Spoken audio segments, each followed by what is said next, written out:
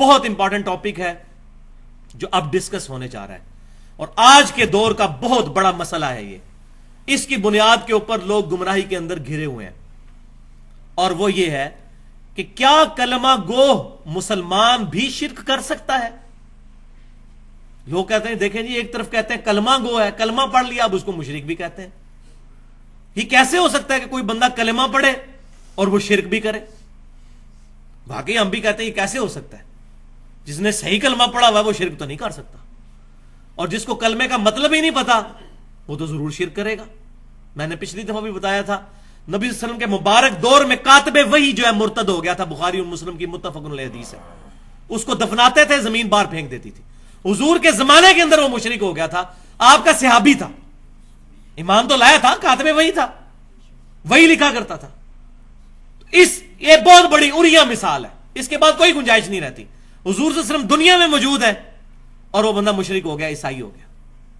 حضرت عیسیٰ علیہ السلام کو اللہ کا بیٹا ماننا شروع کر دیا اس نے. تو یہ ایک چھوٹی مثال بھی بہت تھی، لیکن اب میں ٹیکنیکلی اس ایشو کو ایڈریس کروں گا تاکہ یہ مسکنسیپشنز اس معاملے میں دور ہوں. تو سب سے پہلے سورۃ الانعام کی آیت نمبر 82.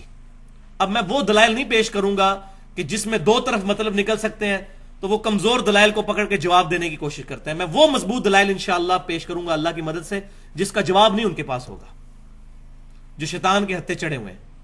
سورۃ الانعام آیت نمبر 82. بسم اللہ الرحمن الرحیم. الذین آمنوا ولم یلبسوا ایمانہم بظلم اولئک لہم الامن وہم مہتدون. وہ لوگ جو ایمان لائے پھر ایمان لانے کے بعد اپنے ایمان میں شرک کو شامل نہیں کیا، وہی لوگ قیامت والے دن امن میں ہوں گے، وہی لوگ ہدایت یافتہ ہیں. ایمان لانے کے بعد شرک نہیں کیا. اس کا شان نزول صحیح بخاری اور مسلم کی متفق علیہ حدیث کے اندر موجود ہے. عبداللہ بن مسعود رضی اللہ تعالیٰ عنہ کہتے ہیں جب یہ آیت نازل ہوئی ہم بڑے پریشان ہوئے کہ یا رسول اللہ صلی اللہ علیہ وسلم، اس آیت میں آیا کہ جو شخص ایمان لایا اور ایمان لانے کے بعد اپنے ایمان میں ظلم کو شامل نہ کیا تو وہ شخص قیامت والے دن عمل میں ہوگا، ہدایت پر ہوگا. تو یہ ظلم کا جو لفظ آیا ہے، ظلم تو عام معنوں میں تو گناہ میں آتا ہے. ربنا ظلمنا انفسنا، اے رب ہمارے ہم نے اپنی جانوں پر ظلم کیا، گناہ کیا. تو یا رسول اللہ صلی اللہ علیہ وسلم کیا قیامت والے دن کوئی بھی امن میں نہیں ہوگا؟ کیونکہ کوئی شخص ایسا نہیں جس سے گناہ نہ ہو. تو آپ صلی اللہ علیہ وسلم نے سورہ لقمان کی آیت نمبر 13 ارشاد فرمائی اور فرمایا ان الشرک لظلم عظیم، بے شک شرک سب سے بڑا ظلم ہے. یعنی اس آیت میں شرک ہے مراد ظلم سے، عام گناہ نہیں. جو شرک کرے گا ایمان لانے کے بعد ایسے شخص کو پھر امن نہیں ملے گا. تو آپ صلی اللہ علیہ وسلم کی اس تشریح سے یہ بالکل بات ثابت ہو گئی کہ ایمان لانے کے بعد بھی جو شرک سے بچے گا اسی کو قیامت والے دن امن اور ہدایت ملے گی، اور کسی کو نہیں ملے گی.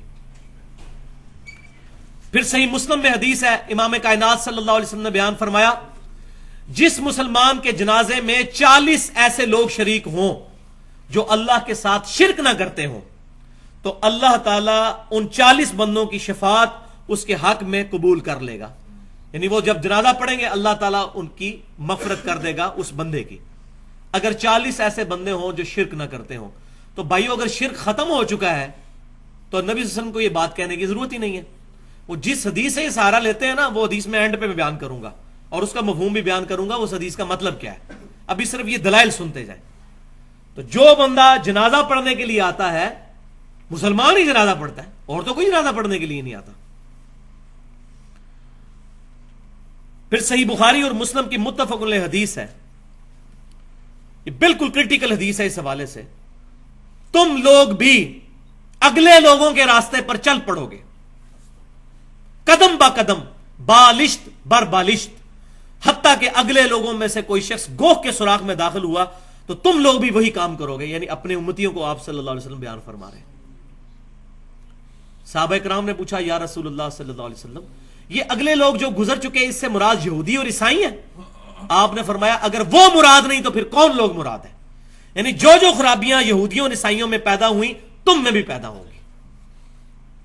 اب یہ حدیث پیش کر کے ہمارے پاکستان میں ایک بہت بڑے عالم ہیں جو ہر سال توحید کانفرنس کر رہے ہیں، اور اس کانفرنس کا مقصد اثبات توحید نہیں ہوتا، بلکہ شرک کی تمام اقسام کو قرآن حدیث سے ثابت کرنا ہوتا ہے. ڈاکٹر آصف اشرف جلالی صاحب، اور توحید کانفرنس میں یہ حدیث انہوں نے بیان کی ہے، وہ پورا میں نے ان کا میگزین پڑھا ہے، وہ اخبار جس کے اندر آیا ہے. وہ کہتے ہیں جی یہ جو حدیث ہے نا، تم بھی اگلے لوگوں کے راستے پہ چل پڑو گے، اس سے مراد یہ نہیں ہے کہ یہود و نصارہ کی طرح یہ امت شرک کرنا شروع کر دے گی. اس سے مراد یہ ہے کہ یہ جس طرح انگریز فیشن کریں گے، یہود و نصارہ جو لباس پہنتے ہیں، مسلمان بھی وہی لباس پہننا شروع کر دیں گے، وہی حرکتیں شروع کر دیں. عقیدے کی بات نہیں ہو رہی، حالانکہ اس حدیث میں تو ایسی بات کوئی نہیں ہے، کیٹاگوریکل مینشن ہے، مطلقاً ہے. لیکن وہ کہتے ہیں اس سے مراد یہ ہے. For the sake of argument ہم ایگری کرتے ہیں. لیکن بھائیو الحمدللہ کتب احادیث کے اندر اس حدیث کا موقع اور محل بھی، شان فرمان بھی موجود ہے کہ کس جگہ پر آپ نے یہ بات ارشاد فرمائی تھی.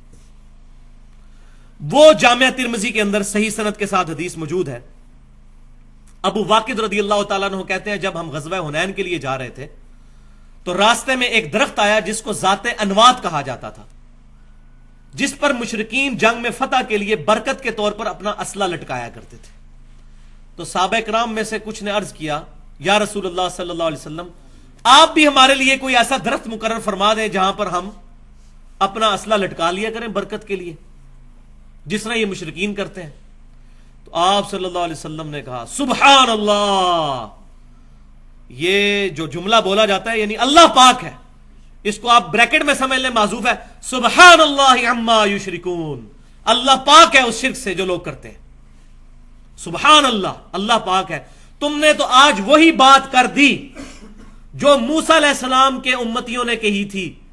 سورۃ الاعراف آیت نمبر 138 آپ صلی اللہ علیہ وسلم نے تلاوت فرمائی کہ جب ان کی قوم ایک ایسی جگہ سے گزری جہاں لوگ بتوں پر اعتکاف کیے ہوئے بیٹھے ہوئے تھے تو انہوں نے کہا اے موسیٰ علیہ السلام، آپ ہمارے لیے بھی کوئی اس طرح کا بت بنا دیں جس پر ہم بیٹھ جایا کریں عبادت کے لیے. تو آپ صلی اللہ علیہ وسلم نے اس کو بت کے ساتھ تشبیہ دی. دیکھیں درخت کو آج بھی ہو رہا ہے، آپ دیکھ لیں یہ جتنے مزارات ہیں درخت ہیں ان کے ساتھ ٹاکیاں بھی وہ باندھی ہوئی ہوتی ہیں کپڑے کی مختلف اور منتیں مانی، بالکل سیم وہی چیز چل رہی ہے. تو آپ صلی اللہ علیہ وسلم نے فرمایا کہ تم نے وہی بات کر دی جو موسیٰ کے لوگوں نے کی تھی.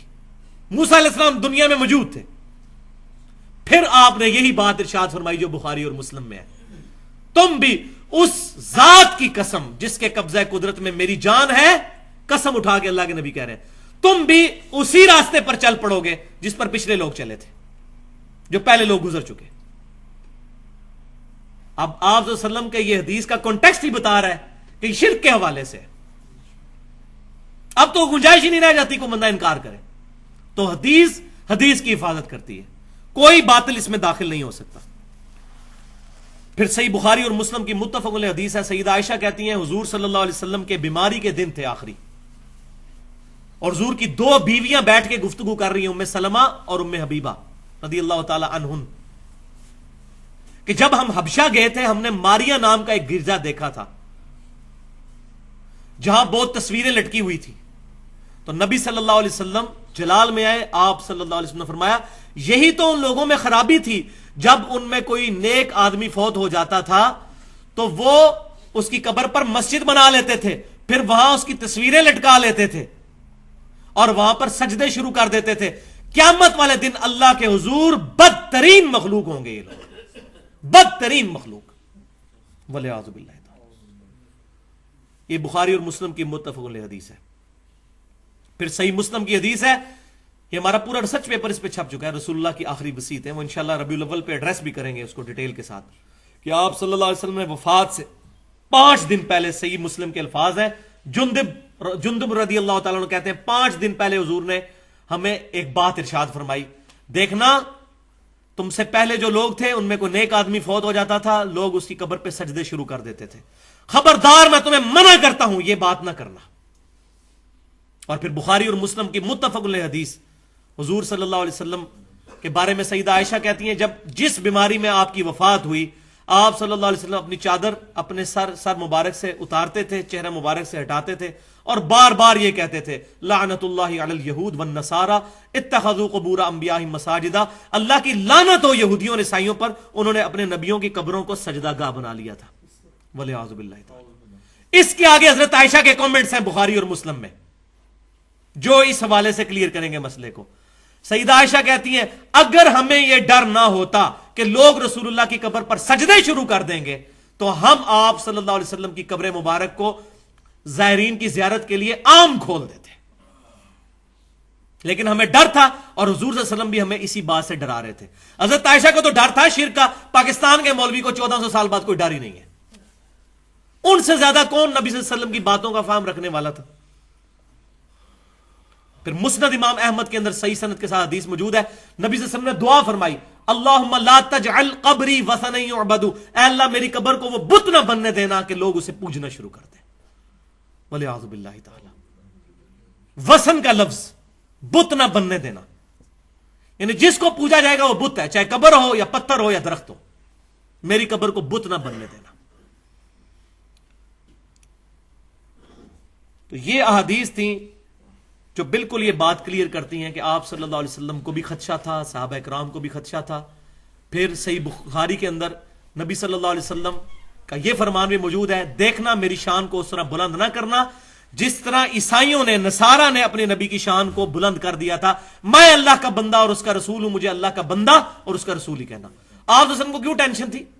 وہ آج پتہ چل رہا ہے ہمیں، جب ہمیں مسجد سے سننے کو ملتا ہے نور من نور اللہ، اللہ کے نور میں سے نکلا ہوا نور، اور اللہ کہہ رہا ہے لم یلد ولم یولد، اللہ میں سے نہ کوئی نکلا نہ اللہ کسی میں سے نکلا۔ یہ صحیح ترجمہ ہے اس کا، بالکل اپروپریٹ ٹرانسلیشن، نور من نور اللہ۔ وہی یہود و نصارہ والے کام شروع ہو گئے یہاں پر بھی، اللہ تعالی ہمیں محفوظ کرے۔ اب ہم اس آخری بات کی طرف آتے ہیں کہ یہ امت خوش نصیب امت ہے اس حوالے سے کہ اللہ تعالیٰ نے اس امت کے ایک گروہ کو قیامت تک کے لیے شرک سے محفوظ کر دیا، ایک گروہ کو۔ وہ جو حدیث پیش کرتے ہیں وہ اب آپ سن لیں۔ صحیح بخاری اور مسلم کی متفق علیہ حدیث ہے کہ آپ صلی اللہ علیہ وسلم نے غزوہ احد کے جو شہداء تھے ان پر 8 سال کے بعد نماز جنازہ پڑھی، اپنی وفات سے چند دن پہلے قبر پہ جا کے۔ پھر آپ صلی اللہ علیہ وسلم نے وہاں ایک خطبہ دیا جس میں آپ صلی اللہ علیہ وسلم نے فرمایا مجھے تمہارے بارے میں شرک کا خدشہ نہیں ہے، البتہ مجھے یہ ڈر ہے کہ تم دنیا کے مال کے اندر دنیا میں رغبت کرنا شروع کر دو گے۔ اس حدیث کو پیش کر کے کہتے ہیں کہ آپ صلی اللہ علیہ وسلم نے چونکہ فرما دیا کہ مجھے شرک کا خدشہ نہیں ہے، لہذا شرک بالکل ختم ہو گیا۔ تو پہلی بات یہ ہے کہ اس خطبے کے بعد وہ حدیث آتی ہے جو آپ صلی اللہ علیہ وسلم کی وفات سے جسٹ پہلے بستر مرگ پر ہے کہ اللہ کی لعنت ہو یہود و نصارہ پر، انہوں نے اپنے نبیوں کی قبروں کو سجدہ گاہ بنا لیا تھا، اور حضرت عائشہ کہہ رہی ہیں کہ رسول اللہ صلی اللہ علیہ وسلم ہمیں ڈرا رہے تھے کہ یہ کام نہ کرنا۔ اگر اللہ نے آپ کو گارنٹی دے دی تھی کہ امت شرک نہیں کرے گی تو حضور کو ڈرانے کی کیا ضرورت تھی؟ کیا اللہ تعالیٰ پر ایمان نہیں تھا نبی صلی اللہ علیہ وسلم کا؟ نعوذ باللہ، ان سے بڑھ کر کون کامل الایمان ہو سکتا ہے؟ وہ مطلب جو لیا گیا اس حدیث سے وہ یہ نہیں ہے۔ یہ آپ اس حدیث کو غور سے سنیں کہ مجھے تم سے خدشہ نہیں شرک کا، یہ پرٹیکولر خطاب ہے اس گروہ کے ساتھ جو گروہ قیامت تک شرک سے محفوظ رہے گا۔ اس زمانے میں وہ گروہ صحابہ کرام پر مشتمل تھا، اور پھر قیامت تک انہی کے پیٹرن پر مان علیہ و اصحابی کے تحت ایک گروہ شرک سے محفوظ رہے گا۔ صحابہ کرام علیہم رضوان اس زمانے میں اس امت کے ریپریزنٹیٹو تھے، اس وقت کوئی فرقے نہیں بنے ہوئے تھے۔ پھر انہی کے پیٹرن پر ایک گروہ قیامت تک حق پر قائم رہے گا، اور یہ میں بات اپنی طرف سے نہیں کر رہا، یہ بخاری اور مسلم کی متفق علیہ حدیث ہے کہ آپ صلی اللہ علیہ وسلم نے فرمایا میری امت کا ایک گروہ قیامت تک حق پر قائم رہے گا، کوئی نقصان پہنچانے والا ان کو نقصان نہیں پہنچا سکے گا، وہ غالب رہیں گے علمی دلائل کے اوپر، ویسے نہیں، علمی دلائل کے اوپر، حتیٰ کہ قیامت آ جائے گی۔ ایک گروہ، اس ایک گروہ کے بارے میں بشارت ہے وہ شرک نہیں کرے گا۔ بنی اسرائیل میں تو سارے کے سارے گروہ شرک میں مبتلا ہو گئے، لیکن یہ امت توحید ہے، اس کا ایک گروہ قیامت تک حق پر قائم رہے گا۔ اور یہی جو حدیث بخاری اور مسلم کی ہے، اس کا بھی آپ شان ارشاد اگر پڑھ لیں سنن ابی داؤد کے اندر، اس کے اندر موجود ہے پوری حدیث، ترمذی میں بھی ابو داؤد میں بھی، کہ نبی صلی اللہ علیہ وسلم نے فرمایا قیامت اس وقت تک قائم نہیں ہوگی جب تک میری امت میں سے کچھ قبائل مشرکین میں سے نہ جا ملے اور دوبارہ سے بتوں کی پوجا نہ شروع کر دیں۔ یہ واضح الفاظ۔ پھر آپ ساتھ ہی فرما رہے ہیں بتوں کی پوجا شروع ہو جائے گی اور میرے بعد 30 جھوٹے دجال پیدا ہوں گے جن میں سے ہر شخص یہ دعویٰ کرے گا میں اللہ کا نبی ہوں، حالانکہ انا خاتم النبیین لا نبی بعدی، میں خاتم النبیین ہوں، میرے بعد کوئی نبی نہیں۔ اور پھر آپ نے فرمایا اس کے بعد کہ میری امت کا ایک گروہ قیامت تک حق پر قائم رہے گا، کوئی نقصان پہنچانے والا اس کو نقصان نہیں پہنچا سکے گا۔ اب اس آیت، اس حدیث کا بھی شان ارشاد پتہ چل گیا کہ کس موقع پہ آپ نے فرمایا تھا۔ پہلے آپ نے ذکر کیا کہ امت میں اس طریقے سے لوگ مشرکین کے ساتھ ملیں گے، بتوں کی پوجا شروع کریں گے، لیکن ایک گروہ بچ جائے گا، تو پتہ چل گیا۔ سنن ابی داؤد کے اندر حدیث ہے کہ آپ صلی اللہ علیہ وسلم نے فرمایا کہ 72 فرقے میری امت کے دوزخ میں جائیں گے۔ تو دوزخ میں کیوں جا رہے ہوں گے وہ؟ مسلمانوں کے فرقے، غیر مسلموں کو چھوڑ دیں۔ قادیانی فرقہ کہاں سے نکلا ہے؟ مسلمانوں میں سے۔ حلولیہ کہاں سے نکلے ہیں؟ مسلمانوں میں سے بھی۔ یہ لوگ شرک نہیں کر رہے۔ تو یہ حدیث بالکل آؤٹ آف کنٹیکسٹ پیش کی جاتی ہے۔ اس کا مفہوم صرف یہ ہے کہ میری امت ایز اے ہول، پوری امت گمراہ نہیں ہوگی جس طرح بنی اسرائیل ہو گئی تھی۔ ایک گروہ یہاں پر حق پر قائم رہے گا، اور وہ المستدرک للحاکم میں صحیح سند کے ساتھ حدیث موجود ہے۔ آپ صلی اللہ علیہ وسلم نے فرمایا کہ میری پوری امت کبھی بھی گمراہی پر جمع نہیں ہوگی، کبھی بھی ایسا نہیں ہوگا۔ ایک گروہ اختلاف کرتا رہے گا، ضرور حق پر قائم رہے گا۔ تو یہ جو حدیث ہے بخاری اور مسلم کی کہ مجھے تم سے شرک کا خدشہ نہیں، اس کی تفسیر جو محدثین نے کی ہے، بریلوی دیوبندی اہل حدیثوں نے نہیں، شیعوں نے نہیں، محدثین نے۔ ابن حجر اسقلانی رحمۃ اللہ علیہ المتوفی 852 ہجری، اور علامہ بدر الدین عینی رحمۃ اللہ علیہ المتوفی 855 ہجری، آج سے تقریباً 600-700 سال پہلے ان لوگوں نے اس حدیث کی شرح میں لکھ دیا کہ اس سے مراد یہ نہیں ہے کہ پوری امت شرک نہیں کرے گی، اس سے مراد ایک گروہ ہے، ورنہ ہم نے امت میں دیکھا ہے کتنے لوگ مشرک بھی ہوئے ہیں۔ یہ ان ائمہ نے بھی اپنی کتابوں کے اندر، فتح الباری کے اندر اور عمدۃ القاری کے اندر، محدثین نے یہ ڈیٹیل کے ساتھ لکھ دیا، اور میں نے الحمدللہ اس کی بھی حاجت نہیں، دلائل کے ساتھ یہ بات بالکل واضح کر دی ہے۔ تو آپ صلی اللہ علیہ وسلم نے فرمایا میری امت کا ایک گروہ قیامت تک حق پر قائم رہے گا، کوئی نقصان پہنچانے والا ان کو نقصان نہیں پہنچائے گا۔ تو ایک گروہ کی گارنٹی ہے، وہ نبی صلی اللہ علیہ وسلم کے زمانے میں صحابہ کرام تھے، آپ صلی اللہ علیہ وسلم کے بعد آپ صلی اللہ علیہ وسلم کے صحابہ کے پیٹرن پر قیامت تک ایک گروہ حق پر قائم رہے گا۔ اور یہاں وہ بھی حدیث سن لیں، یہ جو حدیث ہے کہ میری امت کے 72 فرقے دوزخ میں جائیں گے، سنن ابی داؤد میں، اس کے ساتھ الفاظ موجود ہیں کہ میری امت میں ایسے لوگ پیدا ہوں گے جن کے اندر بدعتیں اس طرح داخل ہو جائیں گی جیسے باولا کتا کسی کو کاٹ جائے اور اس کا زہر اس کے ریشے ریشے میں پہنچ جائے، ایسی میری امت کے اندر بدعتیں داخل ہو جائیں گی۔ اور پھر ان بدعتوں کا انجام کیا ہونا ہے؟ وہ بخاری اور مسلم کی متفق علیہ حدیث ہے، قیامت والے دن میرے حوض کوثر پہ کچھ لوگ لائے جائیں گے جن کو میں پہچانتا ہوں گا۔ کیوں؟ کہ مسلمانوں کے اعضائے وضو چمک رہے ہوں گے قیامت والے دن، قادیانیوں کے بھی چمک رہے ہوں گے۔ وہ تو پورے صراط پہ فیصلہ ہوگا نا کہ کون واقعی مسلمان ہے اور کون نام کا مسلمان ہے۔ قادیانی بھی اپنے آپ کو مسلمان ہی سمجھتے ہیں نا۔ تو میں اعضائے وضو کے چمکنے کی وجہ سے ان کو پہچان لوں گا۔ تو میرے حوض کوثر پہ جب وہ لوگ لائے جائیں گے، میں ان کو حوض کوثر سے جام پلانے لگوں گا، تو ان کے اور میرے درمیان ایک دیوار کھڑی کر دی جائے گی، وَلِعِیَاذُ بِاللَّهِ تعالی۔ میں کہوں گا اللہ یہ میرے امتی ہیں، یہ میرے ساتھی ہیں۔ تو نبی صلی اللہ علیہ وسلم کو کہا جائے گا اے اللہ کے رسول، آپ کو نہیں پتا آپ کے بعد ان لوگوں نے دین میں بدعتیں جاری کر دی تھیں اور دین سے الٹے قدم پھر گئے تھے۔ تو آپ صلی اللہ علیہ وسلم فرماتے ہیں میں کہوں گا سحقا سحقا لمن غیر بعدی، سحقا سحقا لمن بدل بعدی، ان پر پھٹکارو، ان کو مجھ سے دور کر دو جنہوں نے میری وفات کے بعد میرے دین کو بدل دیا، جنہوں نے میری وفات کے بعد میرا دین ٹیمپر کر دیا، ان کو مجھ سے دور کر دو، کوئی شفاعت نہیں ہوگی ان لوگوں کی۔ تو یہ جو کہتے ہیں جی اب شرک تو امتی کر ہی نہیں سکتا، کتنے مسلمانوں کے گروہ ہیں اس وقت جن کو سارے مشرک کہتے ہیں۔ ایران کے اندر ایک گروہ ہے نصیریہ فرقہ جو سیدنا علی کے لیے الوہیت کا عقیدہ رکھتا ہے، حضرت علی کو اللہ مانتا ہے۔ پوری دنیا کے شیعہ اس کو کافر کہتے ہیں، اس گروہ کو اہل سنت بھی کافر کہتے ہیں۔ حلولیہ کا گروہ کہ اللہ تعالیٰ بندے میں حلول کر جاتا ہے، پینتھیزم کا عقیدہ، یہ بھی کفری عقیدہ، شرکی عقیدہ۔ اس طرح کے کئی عقیدے ہو گزرے ہیں مسلمانوں میں، ایسے گروہ ہو گزرے ہیں، اور آج پاکستان کی سرزمین جو ہے وہ خاص طور پر اس معاملے میں بہت زرخیز ہے، یہاں پر گمراہی کے اعتبار سے۔ یہاں کتنے لوگ موجود ہیں جو غیر اللہ کو دعا کے لیے پکارتے ہیں۔ اللہ تعالیٰ سے دعا ہے کہ ہمیں کتاب و سنت کی تعلیمات پر عمل کرنے کی توفیق عطا فرمائے، اور شیطان کے یہ جو اوچھے ہتھ کنڈے ہیں ان سے محفوظ فرمائے، ہر مصیبت ہر پریشانی میں صرف اپنے رب کو پکارنے کی توفیق عطا فرمائے. یا حی یا قیوم برحمتک استغیث. جو بات میں نے کی حق بات، اللہ تعالی ہمارے دلوں میں راسخ فرمائے. اگر میری منہ سے کوئی ایسی بات نکلی ہو جو کتاب و سنت اور اجماع کے خلاف ہے، ہمارے دلوں سے اللہ تعالی محو کر دے. سبحانک اللہم و بحمدک اشہد ان لا الہ الا انت استغفرک و اتوب الیک وما علینا الا البلاغ المبین.